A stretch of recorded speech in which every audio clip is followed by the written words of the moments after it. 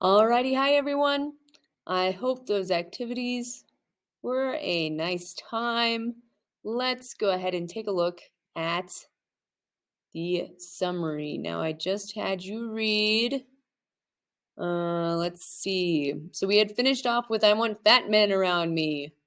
Caesar does not love it when the men around him eat only Caesar salad. Um, let's see. I had you guys read 41. So just kind of this paragraph is what you read, right? So Antony says, have no fear of him, Caesar. He's not dangerous. He's a noble man. So Caesar has just said, we need to get rid of Cassius. I don't really like the look of that guy. And Antony says, well, we shouldn't be afraid of him. And then Caesar says, I wish he were fatter, but I'm not afraid of him. Yet if I were given to fear, there's no man I would more avoid than that skinny Cassius. He reads too much. He's very perspective and good at analyzing motives. He's not playgoers. He's no playgoers as you are, Antony. He never listens to music. He seldom smiles, and when he does, he smiles as though in self-mockery.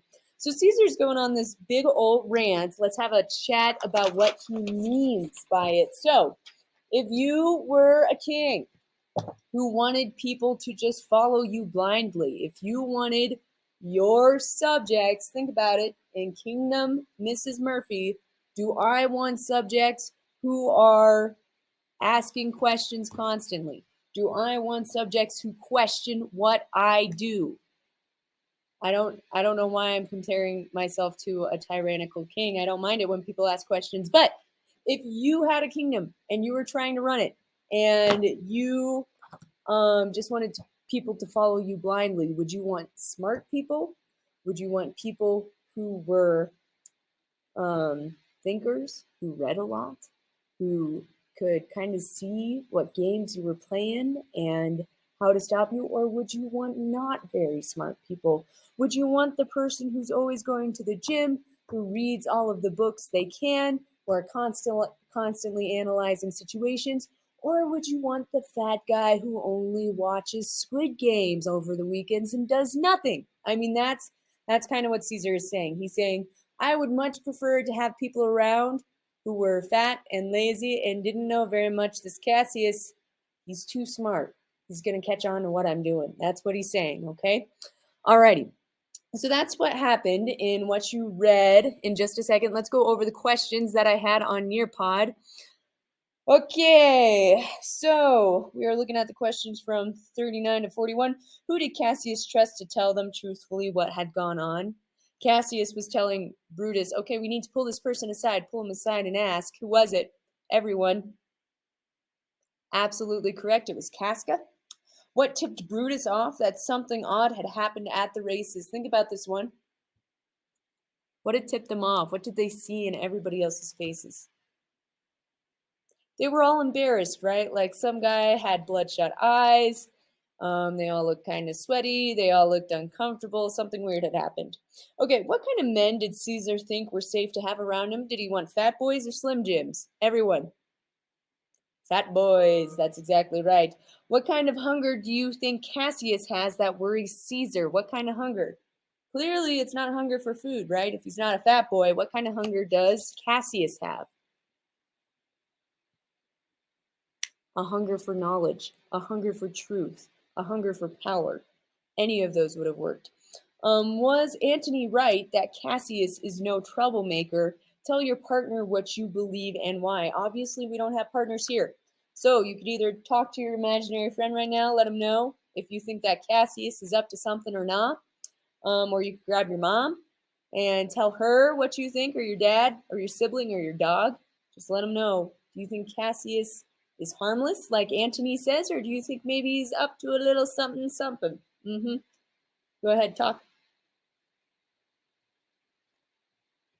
All righty. Now, I am going to read pages. Let me pull this up here. I keep getting emails while I'm doing recording. Hello. You're sending me an email while I'm recording. You're kind of famous because your email chimes and the whole class sees it. Okay, so let's take a look here.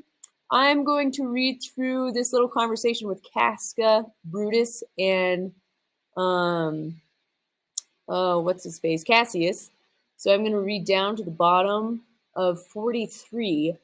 Your homework is going to be to read page 45 and then part of 47. What? Hold up.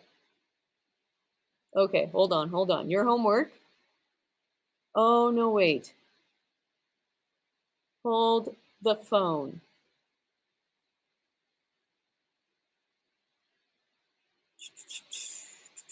Okay.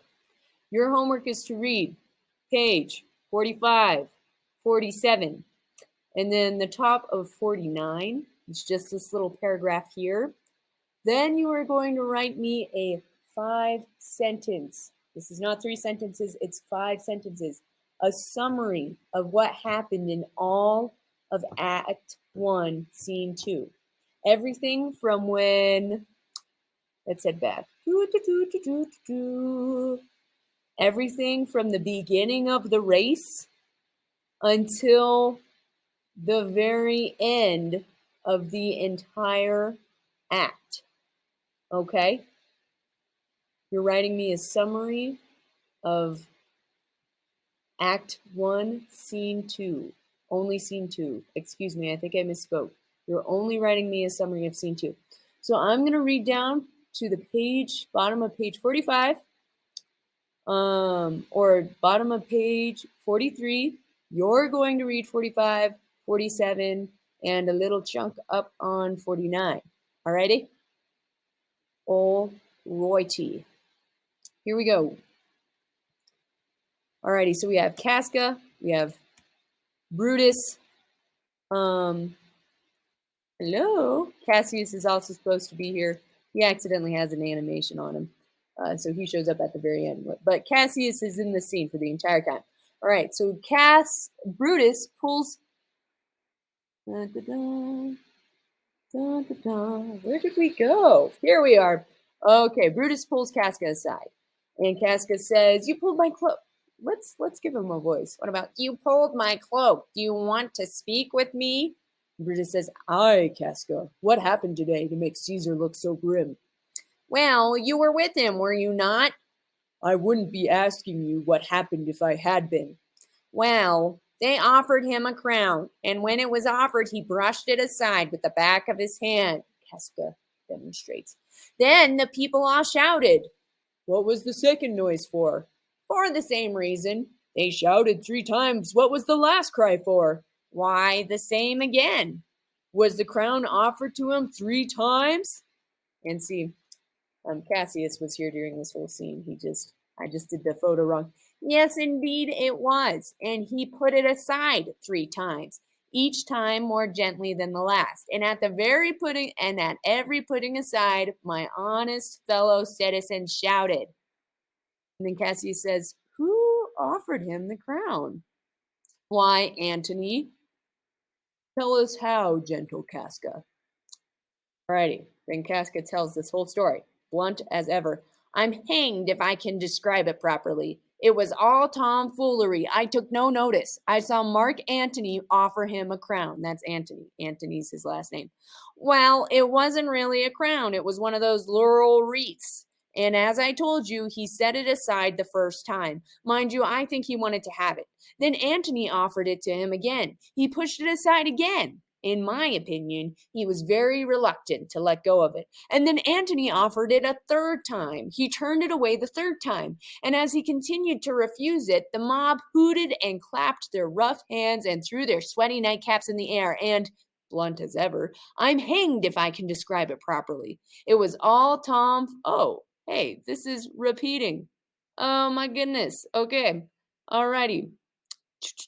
So we were at, and he turned it away a third time. And as he continued to refuse it, the mob hooted and clapped their rough hands and threw their sweaty nightcaps in the air and delivered so much stinking breath because Caesar had refused the crown that it almost choked Caesar. He fainted and collapsed at the smell. For myself, I didn't dare laugh in case I opened my mouth and breathed the stench. Okay, so Casca is saying that Antony had offered Caesar this crown, which it's not a real crown, it's a little wreath of leaves, right? You've probably seen that in pictures. And Caesar refuses it. The crowd gasps and laughs and claps. Antony offers it again. Caesar refuses it again. Antony offers it a third time. Caesar refuses a third time. And Casca says, the crowd, which are all peasants, which are all lower people, he's kind of making fun of them. He said, all those stinky peasants had such smelly breath. All that breath made Caesar faint. Right? So he's offered it a third time. He refuses it a third time. The crowd gasps and laugh, and then Caesar faints. And Casca is saying it's because of the crowd's bad breath, essentially. Alrighty. So we're still in this scene. But one moment, please. Did Caesar faint? He fell down in the marketplace and foamed at the mouth and was speechless. Very likely he suffers from falling sickness. That's what they used to call epilepsy. Okay, so that is the bottom of, and let me double check here because I've been missaying things all day. I believe that is the bottom of 43. Go ahead and read 45, 47, and the top of 49. There are a couple questions after you read that I am going to put on Nearpod. After you finish those questions, write me a 5-sentence summary of what happens in this scene from the start of the race to when they're playing games and Cassius is asking Brutus why he's being so sullen, all the way down to when to what you're going to read, which is a scene with Brutus and Cassius. Okay, you're going to read to the end of the scene and give me a summary, 5 sentences. Okay, so finish up those activities on Nearpod. Those are for a few points, just participation points. So if you're getting wrong answers, don't sweat it. I will see you all tomorrow. Let me pull up my video. I miss you all a lot. Again, keep sending me pictures. We will have, I think, more characters, so we'll be able to use more pictures later. Thanks. Bye.